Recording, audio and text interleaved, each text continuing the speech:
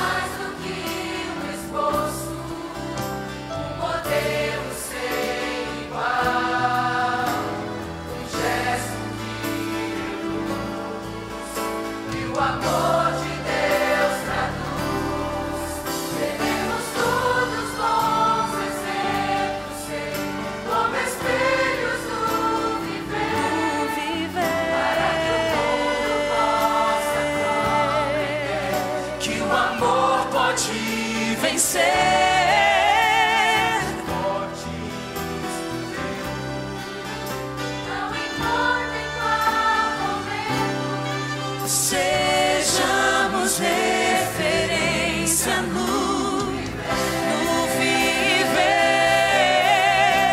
o mundo necessita de indicação. Seguindo os passos de Jesus, Seremos luz de salvação. Devemos todos bons exemplos ser, como espelhos do viver, para que o mundo possa compreender que o amor pode vencer.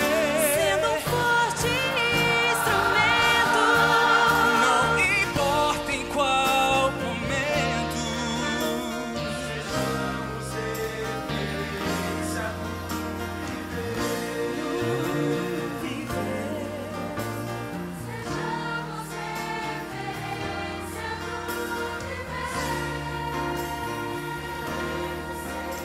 Sejamos referência no viver.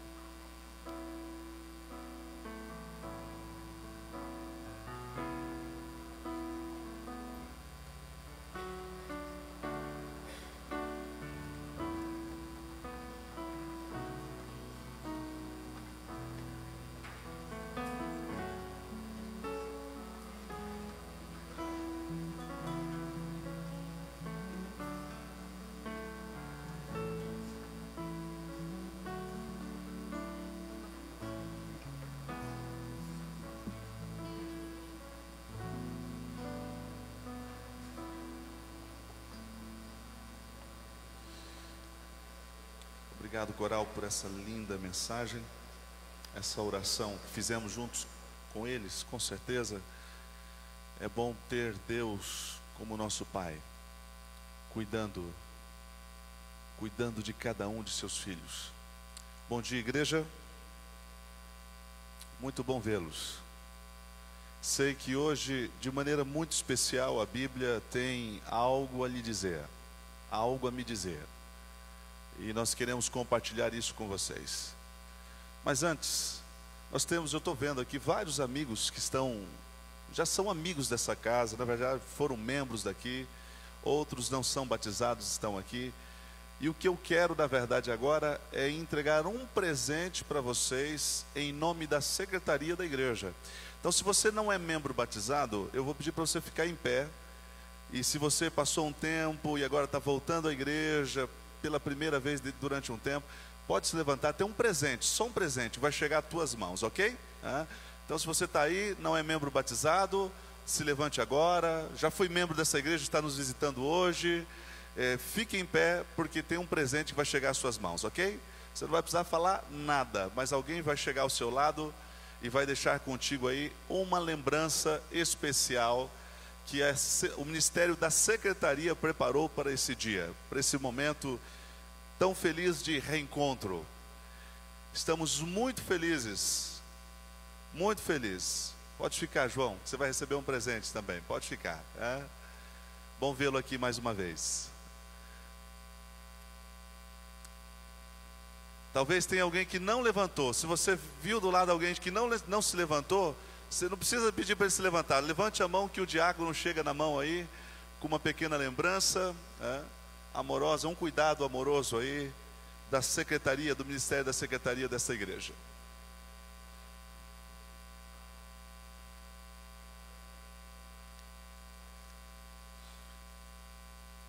Maravilha, alguém ficou sem receber?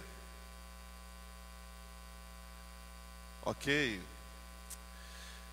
Então, aproveitando esse momento, você que está aí, dê um abraço no seu amigo, no seu irmão. Diga a ele que você está muito feliz de, nesse momento, estarem juntos na presença de Deus. Deseja a ele um bom sábado, né?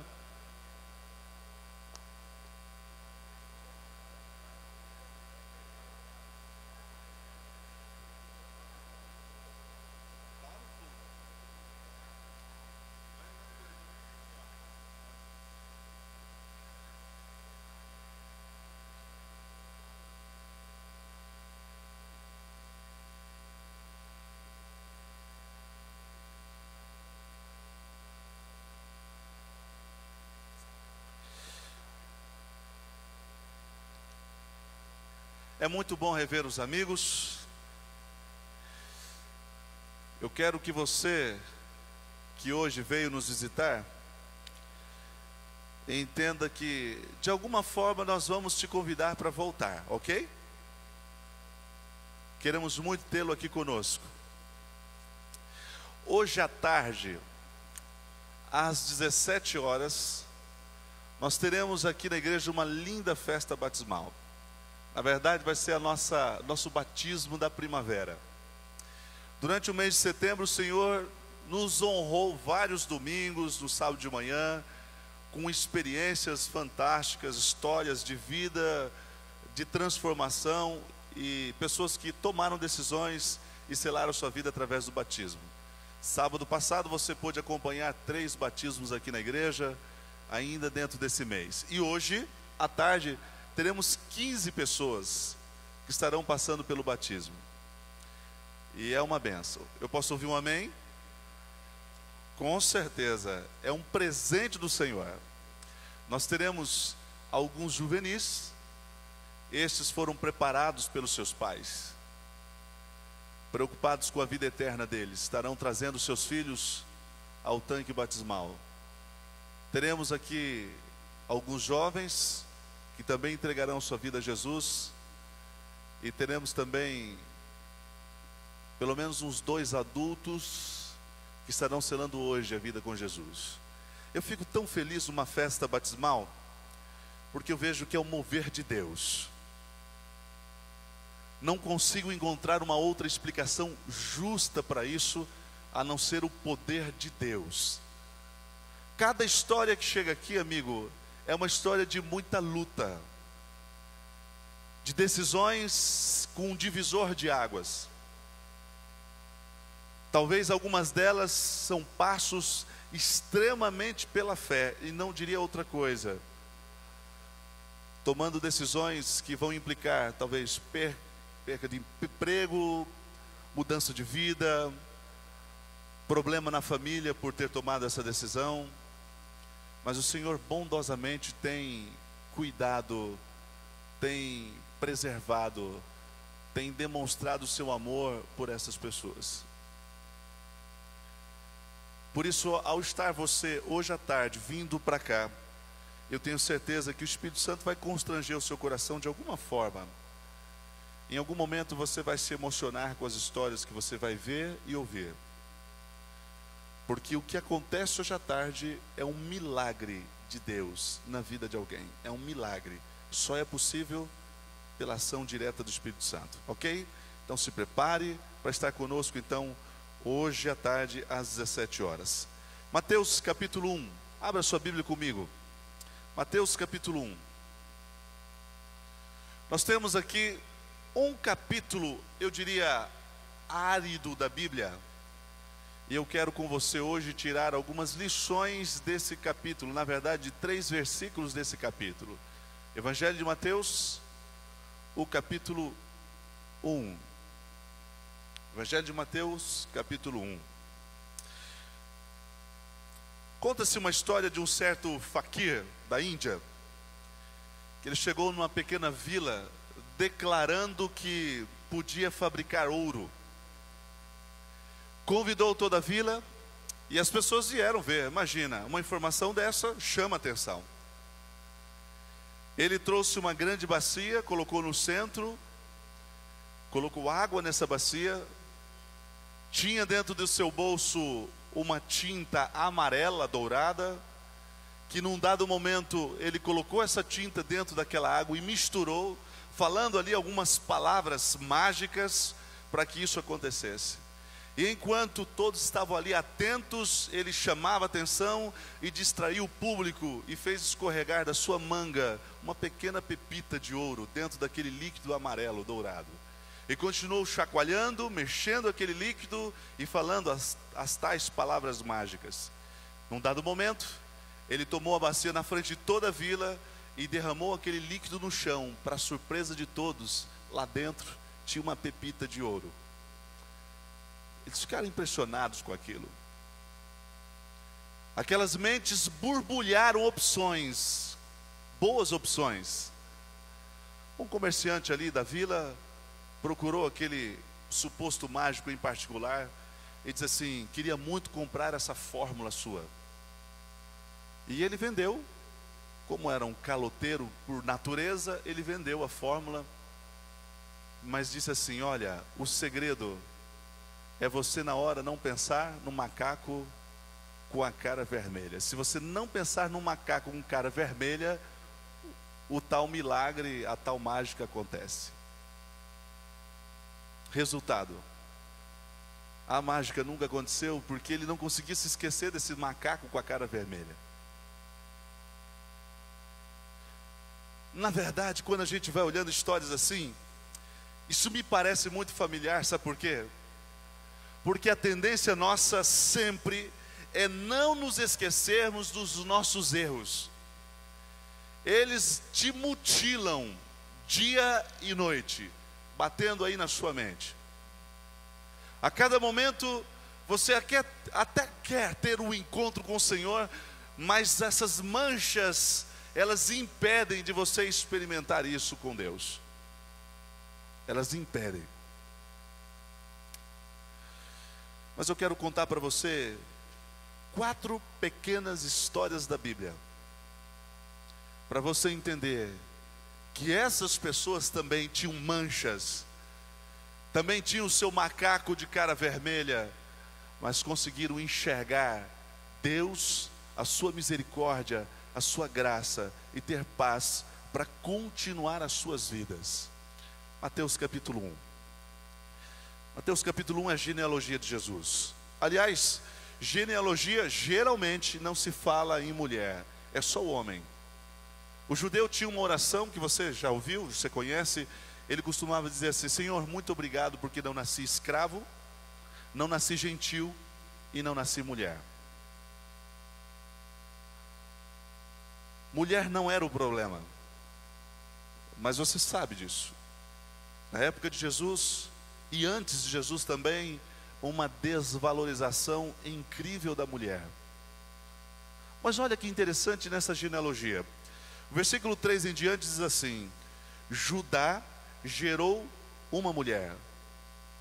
Mas peraí, ele não gerou Tamar, mas ele gerou de Tamar 2 filhos, Pérez e Zerá. Mas o nome de Tamar está aqui.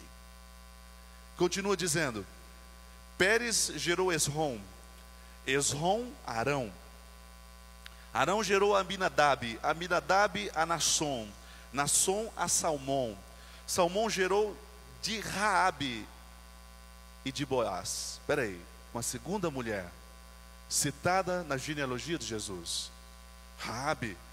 E este de Ruth, uma terceira mulher, gerou Obed, e Obed a Jessé.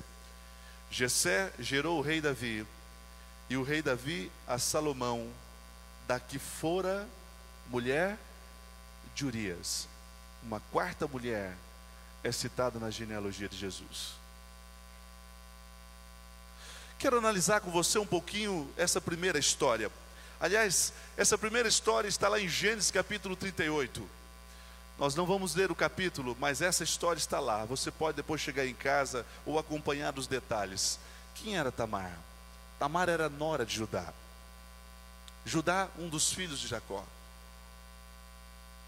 Por alguma razão, e a gente não teria tempo para explorar isso, Judá se tornou o principal nome da família de Israel, da família de Jacó. É de Judá que vem Jesus. É de Judá que surge o Messias.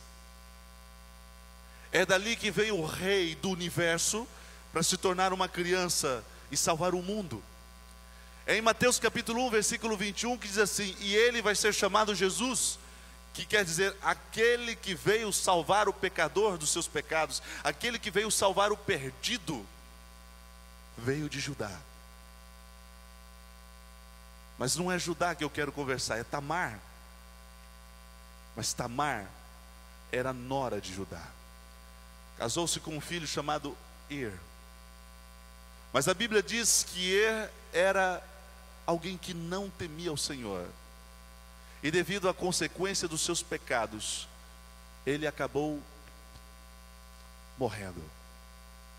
E ali fica Tamar, uma jovem mulher, desvalorizada, sem filhos, seu esposo, viúva. Mas existia uma lei no meio do povo de Israel, foi dada por Moisés e endossada por Deus.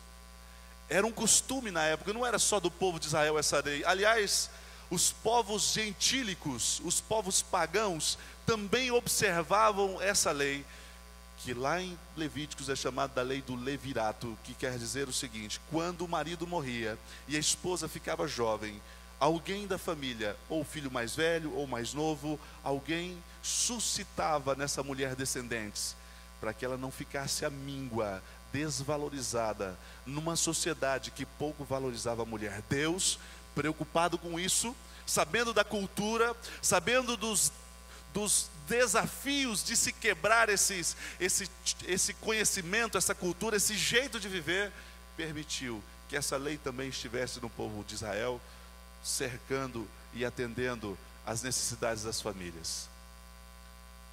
Por isso, quando Er morre, Judá dá a Tamar o seu outro filho chamado Onã.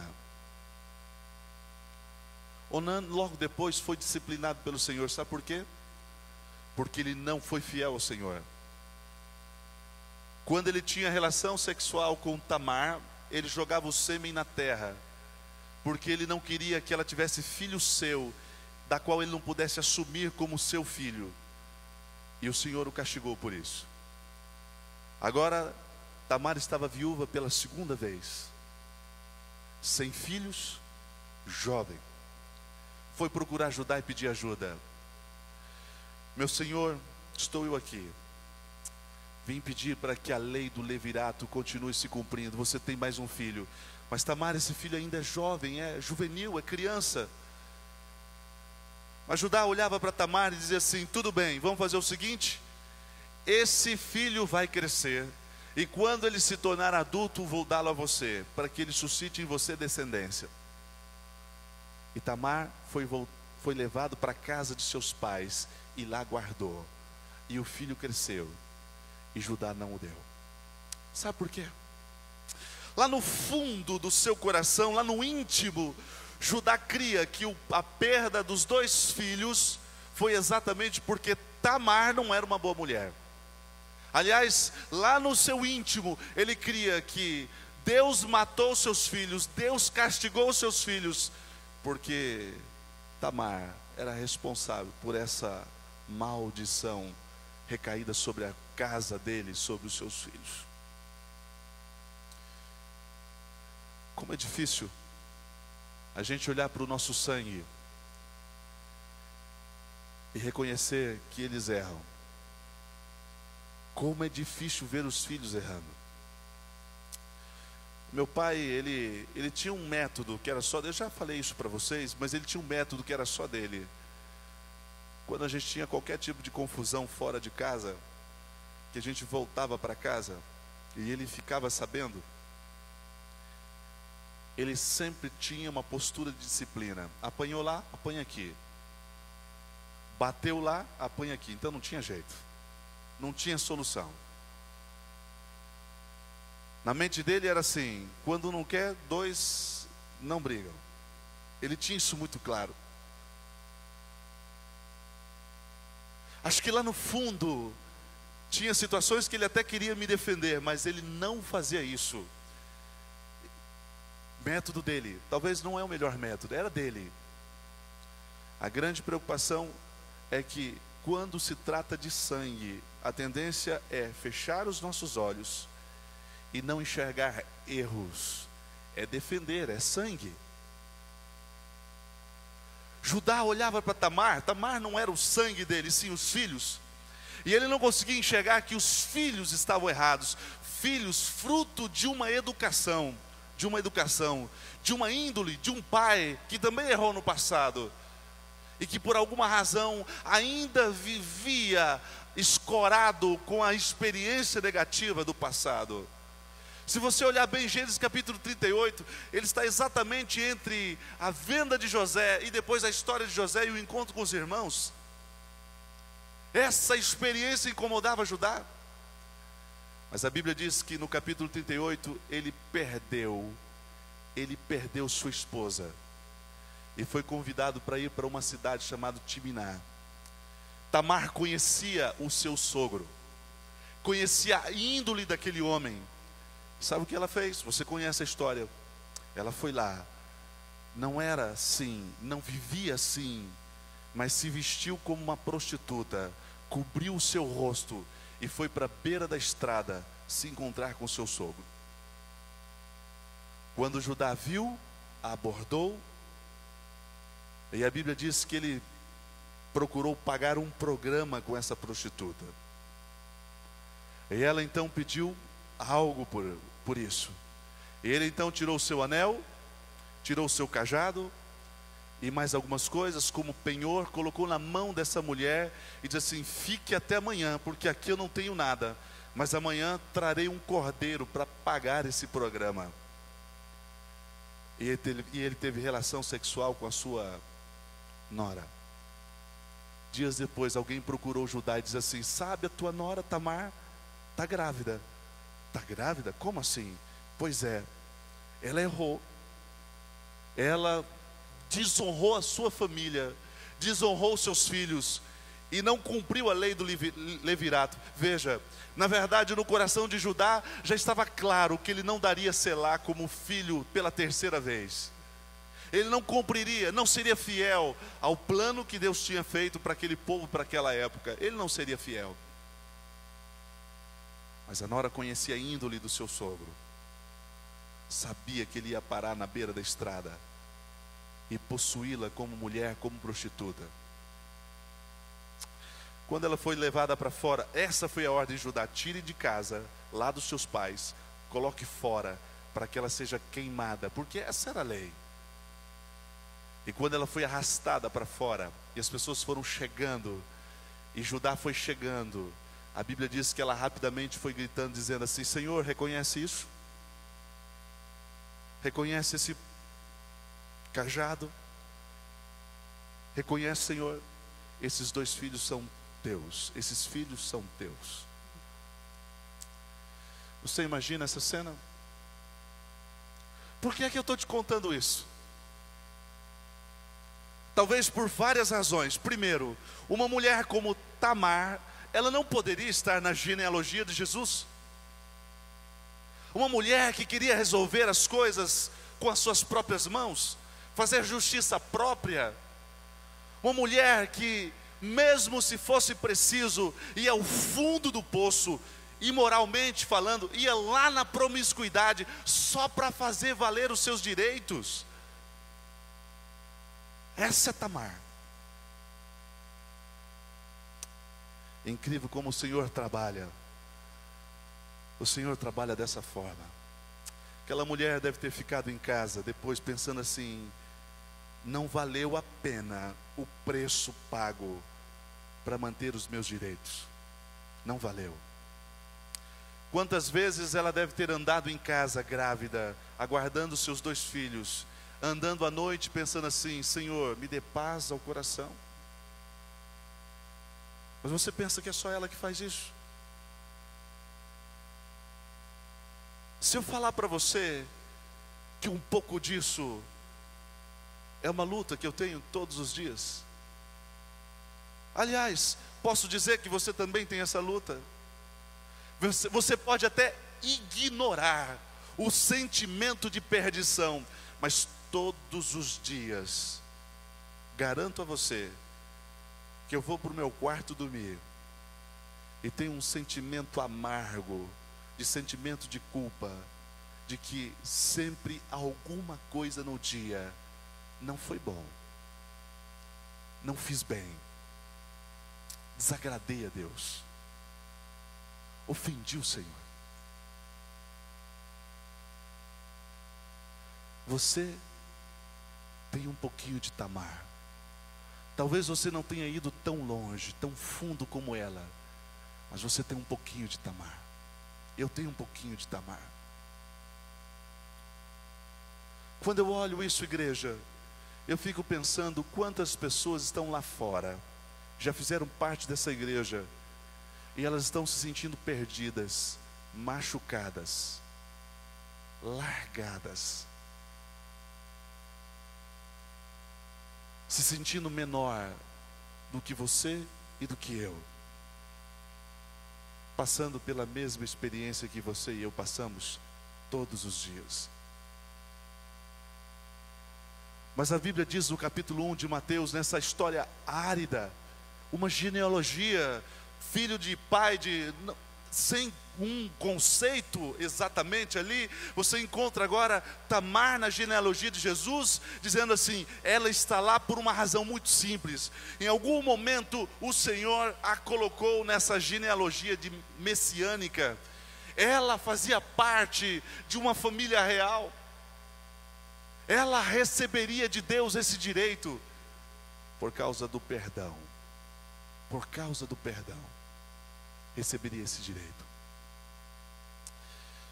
Quando o grande conflito descreve os últimos momentos da história, não desse mundo, mas da vida do ímpio após o milênio, o grande conflito fala de 3 grupos que estarão lá dentro da cidade celestial, salvos, depois de terem passado 1000 anos já com Jesus. Jesus já voltou há 1000 anos atrás. A cidade santa agora já desceu sobre essa terra. Conforme o Velho Testamento, o Monte das Oliveiras se partiu ao meio e se formou uma grande planície e uma grande cidade. Imagine a cidade santa. Se você pegar as medidas de Apocalipse 21, você vai descobrir que aquela cidade tem pelo menos daqui a Bahia de tamanho. Os santos estarão lá, com a areia do mar. Mas ali o grande conflito, no seu último capítulo, ele cita 3 grupos. Primeiro, aqueles que foram resgatados de total perdição e agora estão vestidos de branco, com linho fino. Apocalipse 19, versículo 8 diz assim, que esse linho fino, na verdade, são os atos de justiça dos santos. Que atos são esses?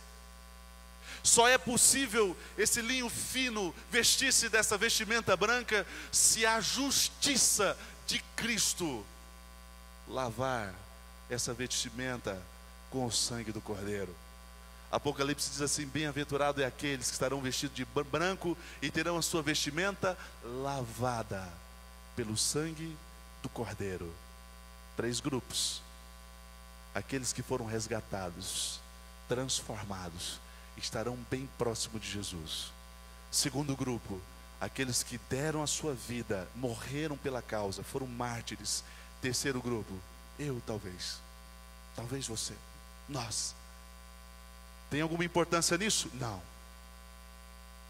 A grande importância é que Jesus vai ser elevado no mais alto dessa cidade, sobre um trono, e acima desse trono uma imagem de uma cruz. E nesse momento todos nós, o universo inteiro, os perdidos todos, veremos Jesus ser coroado. E essa hora será regado com os santos, lançando as suas coroas aos pés de Cristo, como reconhecimento de ser a única razão de estarmos lá. Sabe por que Tamar está na genealogia de Jesus? Razão muito simples: porque ela foi perdoada por Deus e transformada. Está aí o fato que o nome dela não aparece sozinho, mas na genealogia de Jesus tem o seu filho aí, mostrando que foi uma mãe eficaz, uma mãe que ensinou o seu filho os caminhos do Senhor, o preparou mesmo tendo lutas, derrotas, manchas sobre a sua trajetória. Segunda história, Raabe. Josué capítulo 2. Essa sim, uma prostituta de profissão. Essa, se estivesse sentado aqui, eu te garanto que eu não sentaria lá. Não sentaria, procuraria um outro lugar para sentar. Mas sabe o que a Bíblia diz de Raabe? Ela creu. Um cordão vermelho que foi lhe dado. A única ordem é: creia no Deus do povo de Israel. Esse Deus que abriu o Mar Vermelho, abriu o Jordão, Ele vem conquistar essa cidade. Ela vai ser destruída. Creia nele. E pendure esse cordão na tua janela. E vai ser salvo tu e a tua casa. Ela creu. Por isso o nome dela está aí. O passado, ninguém lembra. Não importa o passado. O futuro, uma linhagem real. Sabe por quê? Porque a Bíblia, nos seus detalhes, tenta dizer para você e para mim o seguinte: que Ele veio buscar e salvar o perdido. Quem são os perdidos? Diz Jesus: não vim atrás de justos, e sim pecadores. Os sãos não precisam de médicos. Quem precisa são os doentes. E agora Jesus vem e acolhe nos seus braços de amor como um verdadeiro pastor. Terceira história, talvez diferente das outras. Ruth não foi uma mulher má, não teve uma índole. Talvez a Bíblia não registre nada assim de tão grave que ela tenha feito. Aliás, foi uma mulher fiel. Casou-se com alguém que conhecia Deus, perdeu o seu marido, decidiu seguir a sogra. Olha que isso é difícil, hein? Decidiu seguir a sogra. E mesmo com essa experiência, encontrou um homem chamado Boaz. Qual é o problema de Ruth então? Sabe qual é o problema de Ruth? Ruth descendia de Moabe. Ruth fazia parte dessa família dos moabitas. Lembra como essa história começa?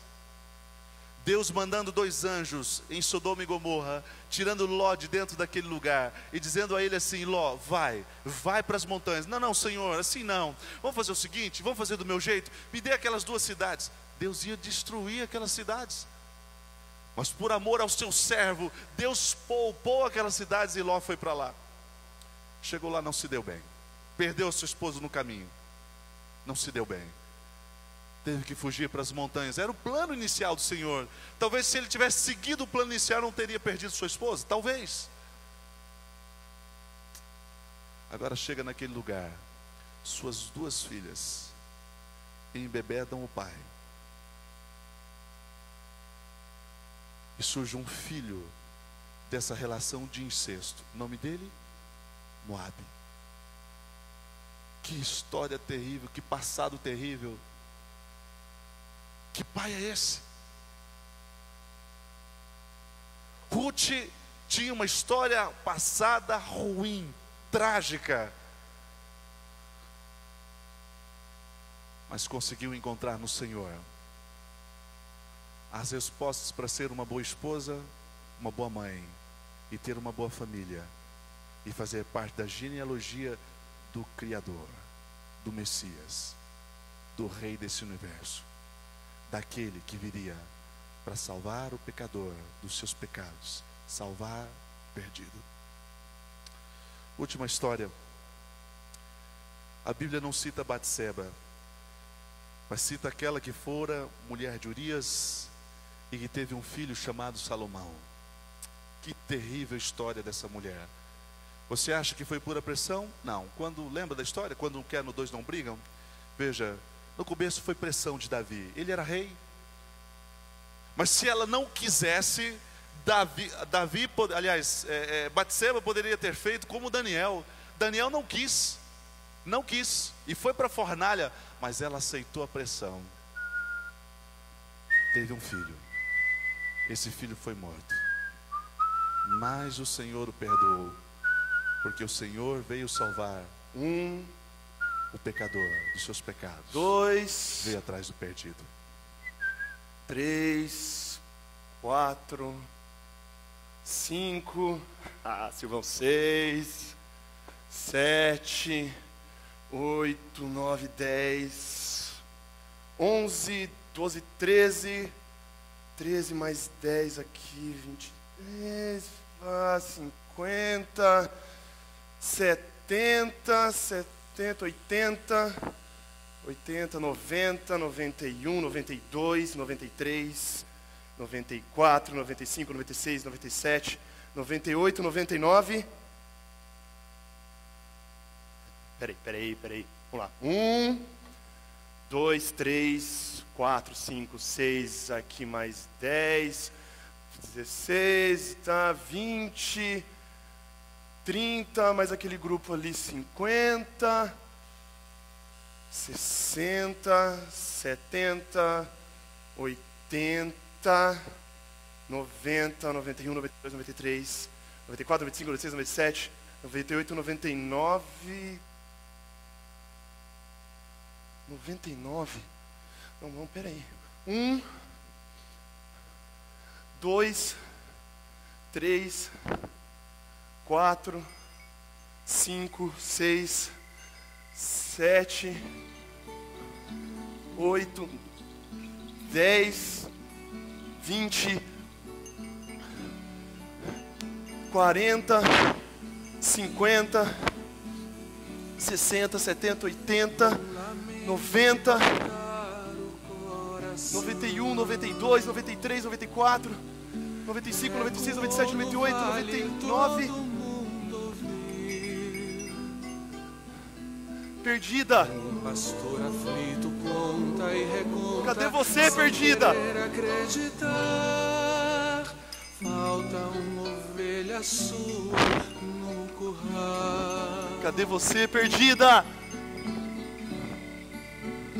Eu não vou desistir de você, perdida. Comovido vai em busca de encontrá-la. Ela é fraca e tola, Perdida, cadê mas você? ele a estima. Eu não vou desistir de você, perdida, eu não vou. Esse morro mil perigos, vai exausto sem jamais perder a ternura quando chama o nome dela. Perdida, cadê você, perdida? Por lugares tortos e sombrios, Perdida? sofre quando a imagina ali. Cadê você? Perdida! Se outro encerraria a busca, Perdida. mas incompreensivelmente a ama, e no fim da madrugada encontra, ferida e assustada, Perdida. mas convida, e desce a ribanceira com Perdido, eu achei você. e a toma com tô cuidado machucada. sobre os ombros fartos. Vai ficar tudo bem agora. Perdida. Que alarido é esse no amanhecer?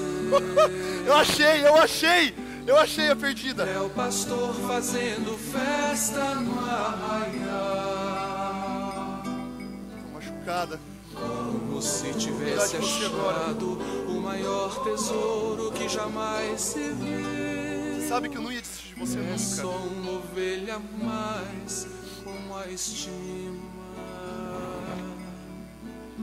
Por lugares tortos e sombrios, Você nunca mais vai sair de perto de mim, nunca mais. sofre quando a imagina ali.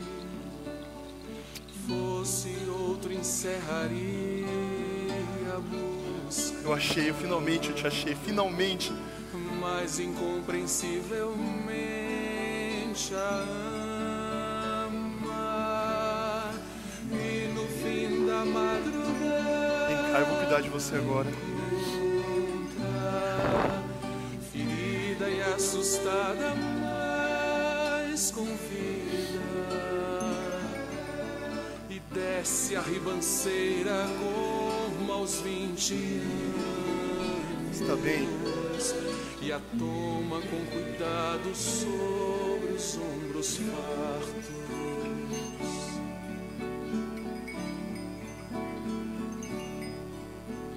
Que alarido é nasce no amanhecer. Eu te achei, finalmente eu te achei, perdida, finalmente eu te É o achei. pastor fazendo festa no arraial. Eu achei finalmente, eu achei a perdida, finalmente. Como se tivesse achado o maior tesouro que jamais Eu vou cuidar de você pra sempre agora. é só uma ovelha a mais com a estima.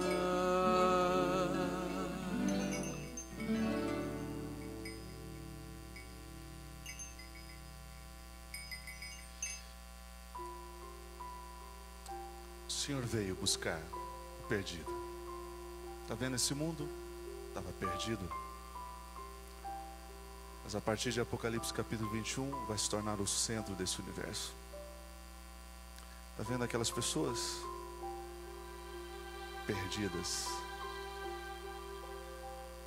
Mas não depende de história. Só depende se elas querem mudar a sua história. Porque se elas quiserem, Jesus já fez isso. Ele já mudou a sua história e mudou a minha história. Esta é a maior mensagem que nós temos nessa igreja. É a graça de Jesus.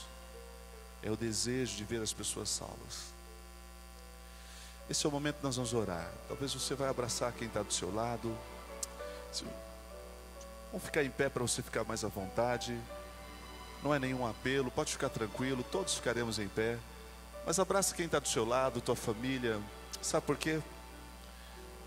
Porque nós queremos pedir a Deus que Ele coloque o seu sangue sobre você. Eu quero ser nesse momento lavado pelo sangue de Jesus. Quero ter essa marca poderosa, sabendo que minha história pode ser mudada numa simples oração. Simples assim.